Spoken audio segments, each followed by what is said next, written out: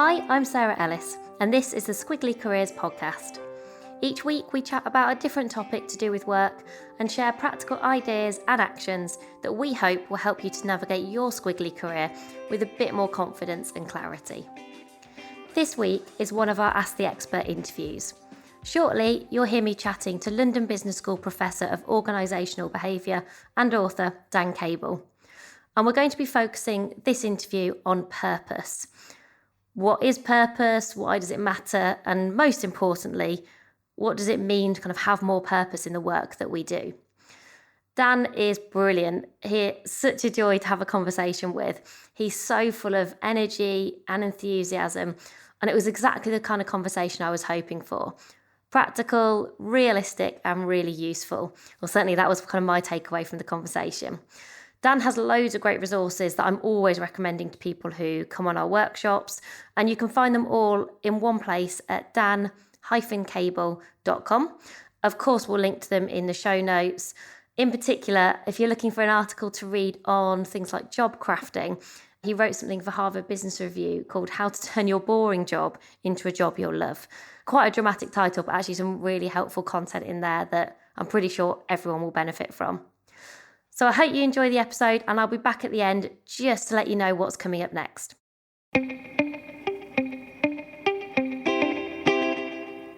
Dan, thank you so much for joining me today on the Squiggly Careers podcast.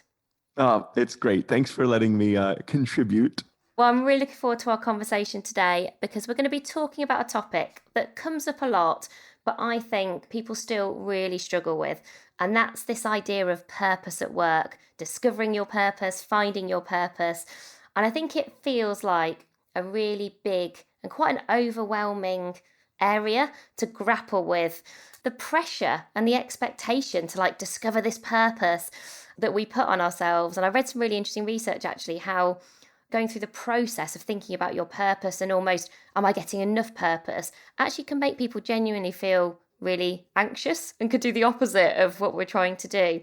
So I'm just interested to kind of start from your perspective when you're thinking about people finding more purpose at work. What does success look like here? Yeah. And the first thing I'll do is just respond to that insight or that intuition that you have. Purpose goes to a self-definition, it seems. And that means that people get a little nervous about it because if I can't state it clearly, then who am I? And that question of who am I is just runs so deep for humans. It kind of rips right to the core. And that's why this seems really different from saying, do you enjoy your job? I would say it's a superficial question because it kind of says, does my job make me happy or do I find it interesting?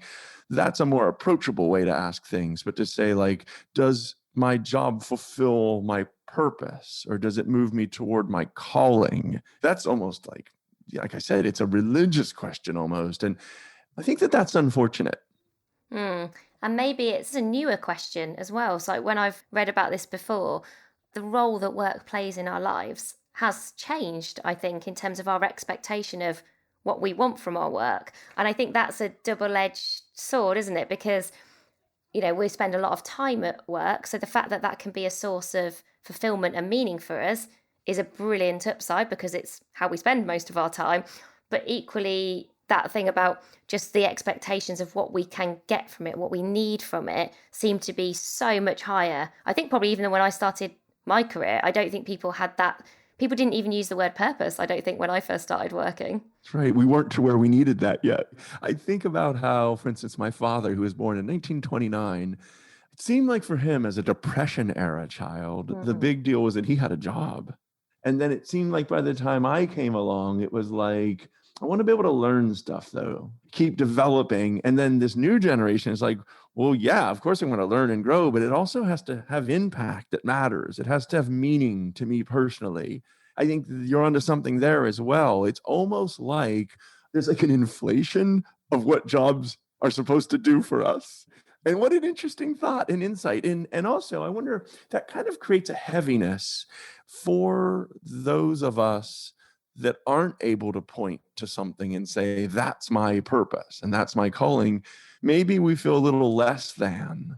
I was reading Alive at Work again, but there's one part I remember underlining that said around, just because your work has meaning doesn't mean that it's easy or that every day is brilliant or full of happy smiles. Actually, meaningful work can be hard and very effortful, but it becomes more worth it because you have that sense of, I know maybe why I'm doing this, and I know, yeah, this bit's hard, but it's in the pursuit of something that I care about. Is that kind of what you find in your research, that when perhaps people do feel more of a sense of purpose, that it doesn't make life easier, but maybe it makes it easier to find your way through the squiggliness?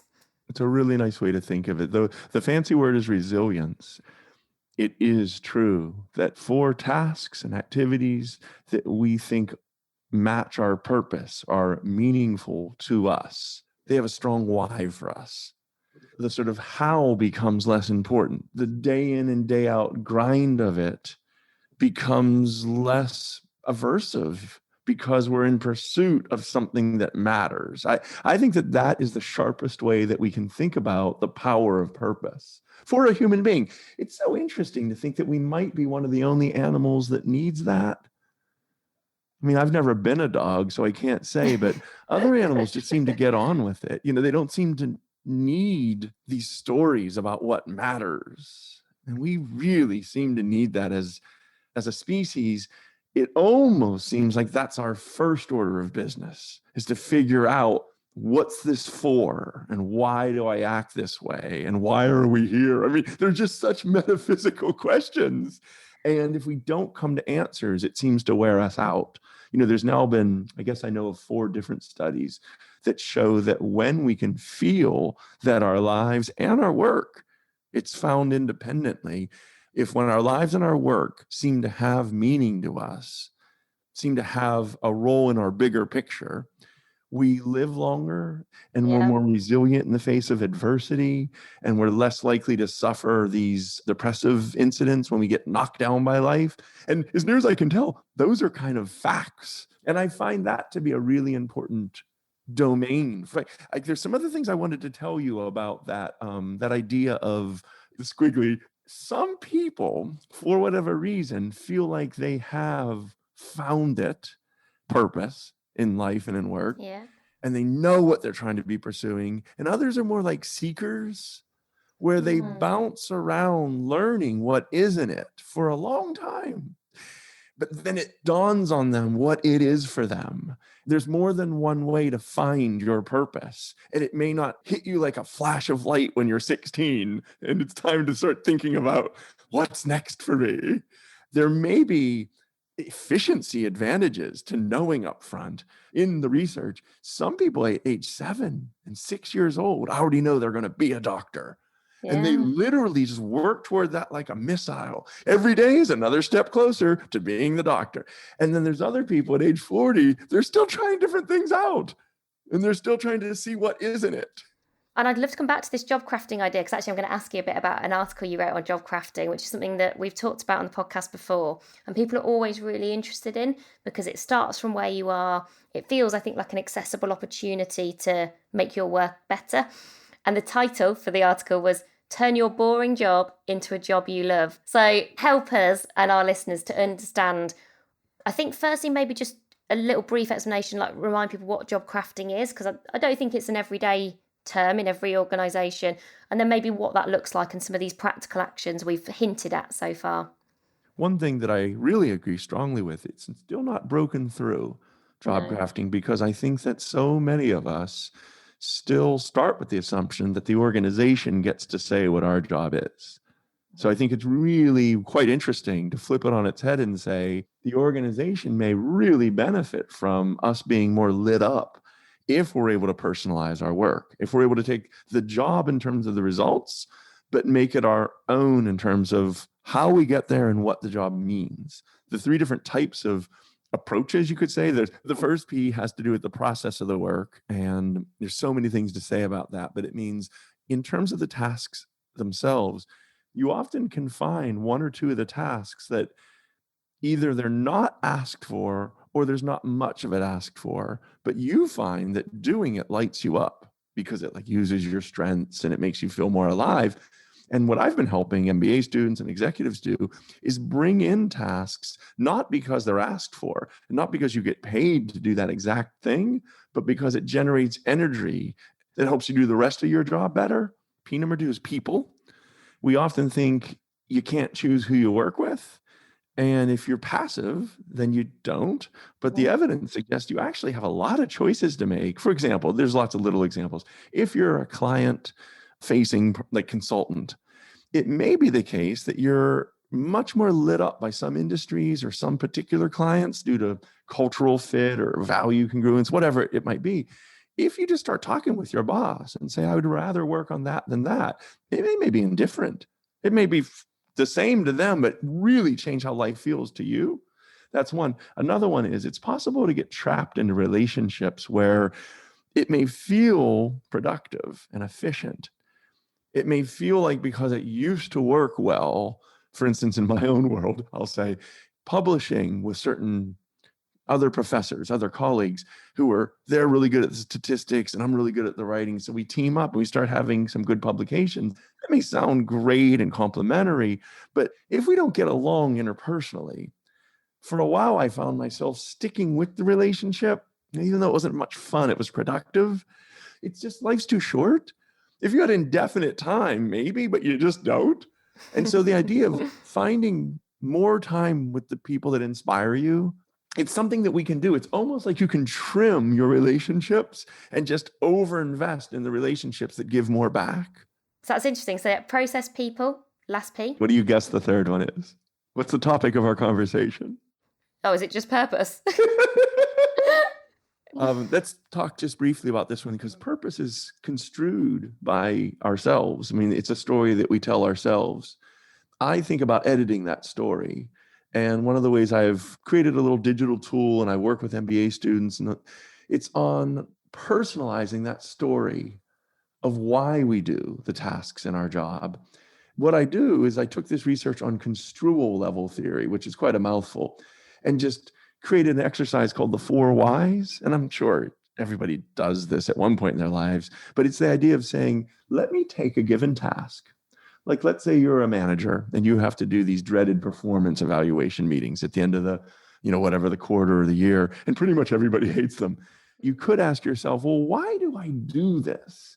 And you listen really hard for the real story that your mind is telling you. And a lot of times the story is like, because you have to. And you say, okay, I wonder if there's not a more inspirational story though. Like, okay, that may be an answer, but is it the most inspiring answer for me?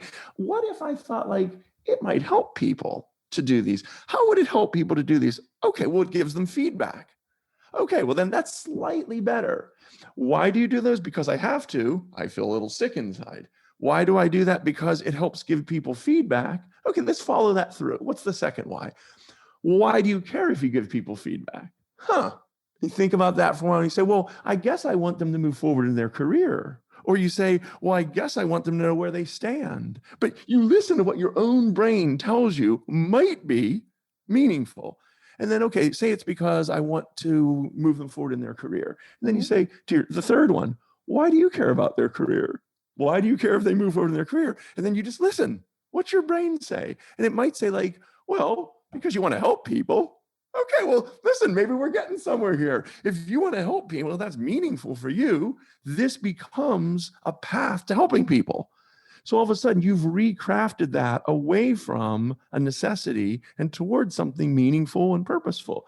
I've done that with every task in my own job, including grading papers, including why I teach, including why I write papers, why I argue with reviewers, why I do podcasts. I really have tried to do the 4 whys, to just listen to what my brain tells me and then ask, is that good enough?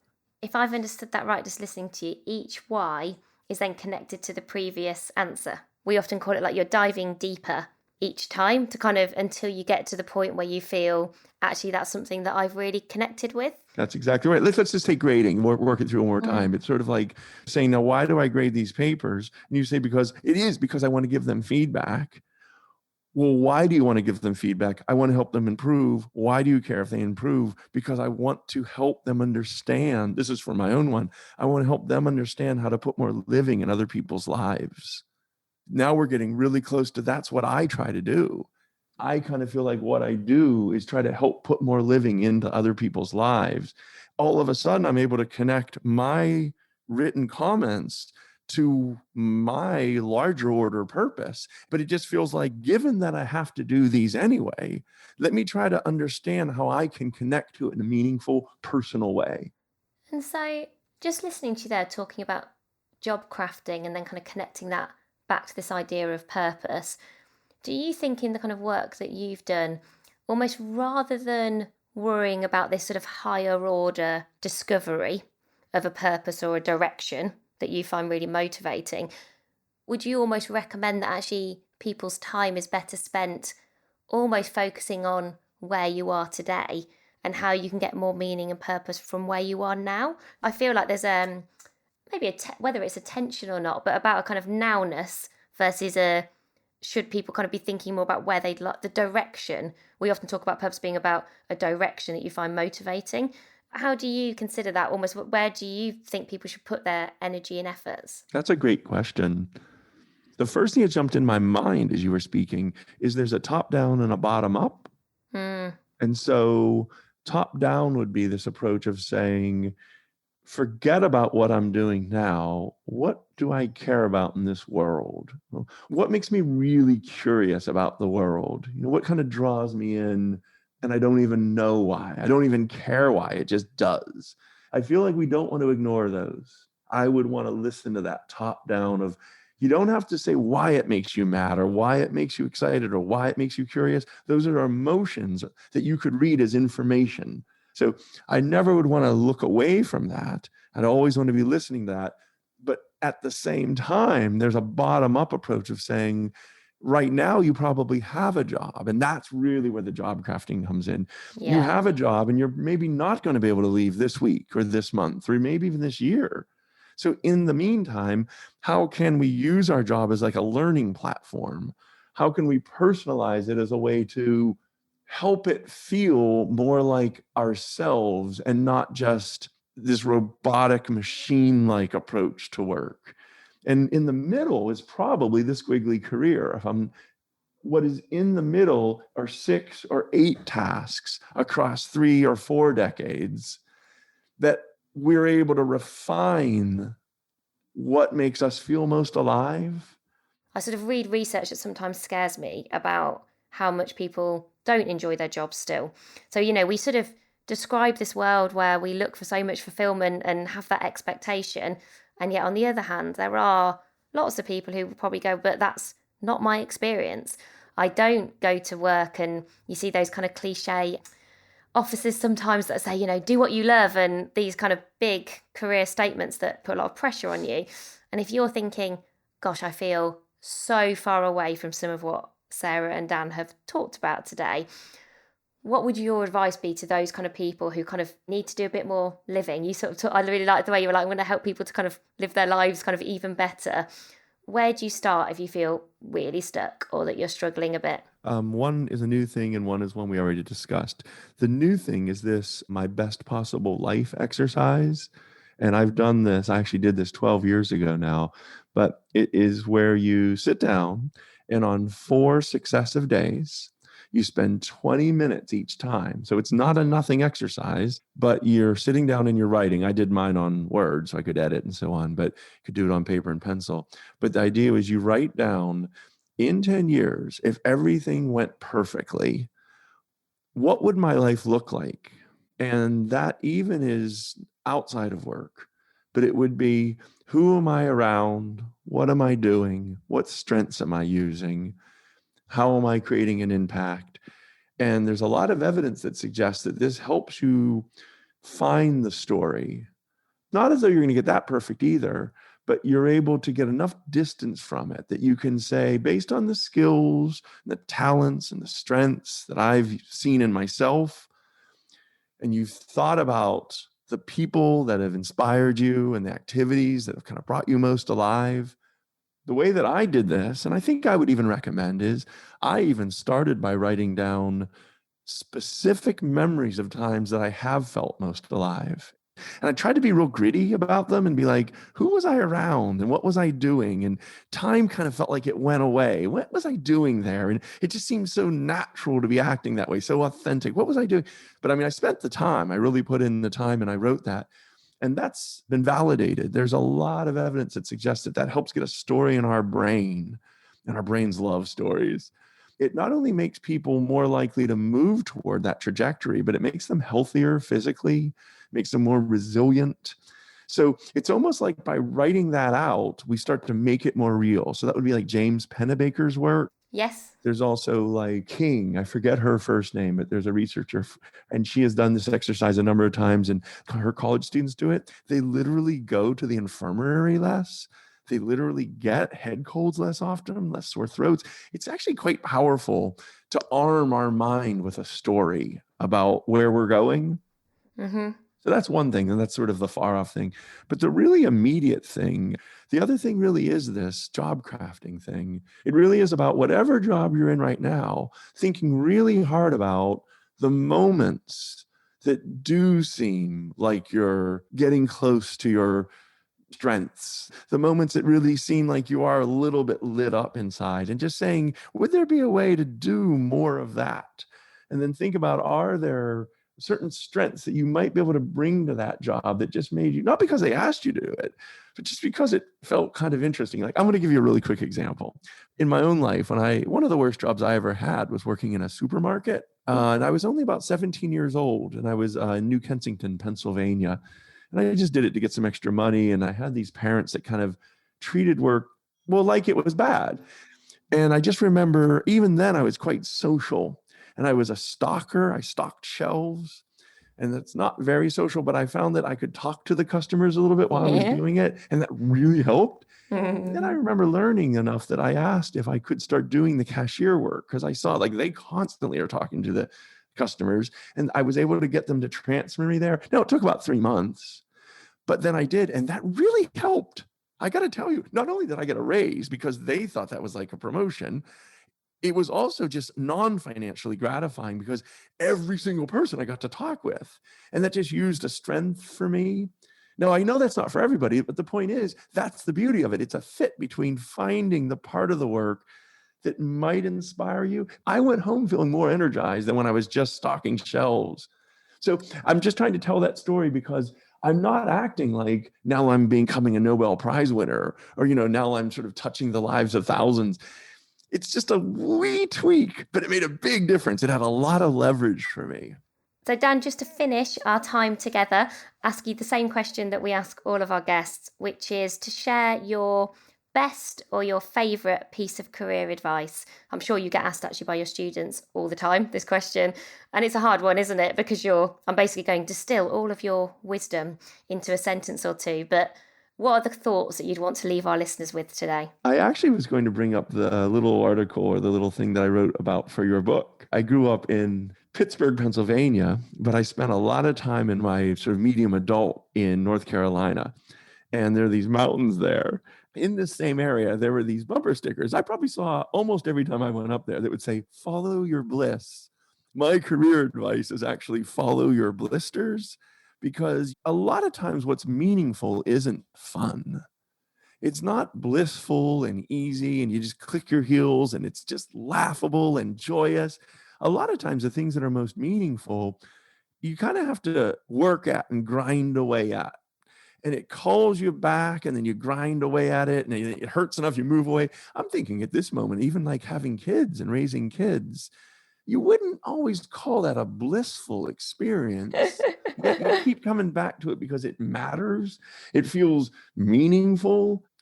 That follow your blisters is a key slogan for me, because it reminds us that it doesn't have to be a laugh a minute and joyous to be deeply important in terms of investing time and energy and pursuing improvement in it.